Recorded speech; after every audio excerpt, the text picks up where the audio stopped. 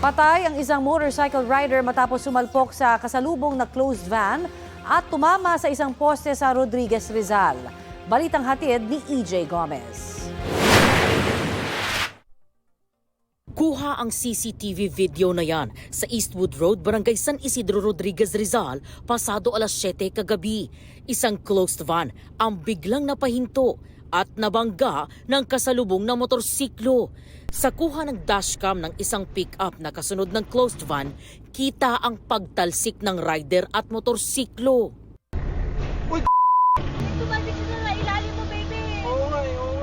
Sa isa namang dashcam ng sasakyang kasunod ng pick-up, nakunan ang pagsalpok ng rider at motorsiklo sa isang poste ng kuryente bago pumailalim sa pick-up.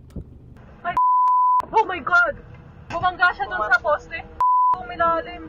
Mula sa pinagmagaang closed van, halos 15 metro ang layo ng itinalsik ng rider at motorsiklo bago sumalpok sa posting ito at saka tumilapon pabalik ng kalsada at pumailalim sa pick-up.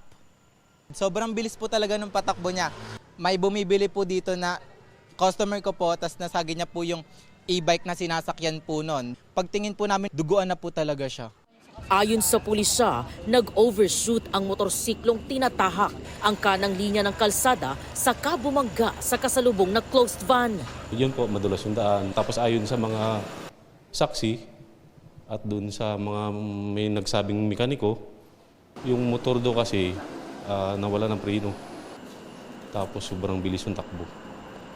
Kaya parang naipit yung preno, kaya hindi niya na-control, na-overshoot siya pakaliwa.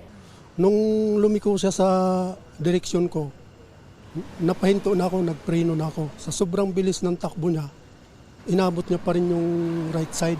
Ayon sa ina ng 28 anyos na rider, bibili lang sana ng ulam ang biktima nang mangyari ang insidente. 2 beses ko pong tinawagan sa magkaibang number pero hindi ko na po siya makontak. Tapos po, ayun po, wala na daw po. Nasa ilalim daw po ng sasakyan. Siyempre po masakit kasi anak ko po yun eh. Under investigation pa po kami at kung ano man yung decision ng both parties at kung magka-amicable settlement sila, yun naman po ang aming gagawin. Pero kung magsasampang ng demanda yung side ng rider, yun po, ipapile po namin kaso. EJ Gomez, nagbabalita para sa GMA News.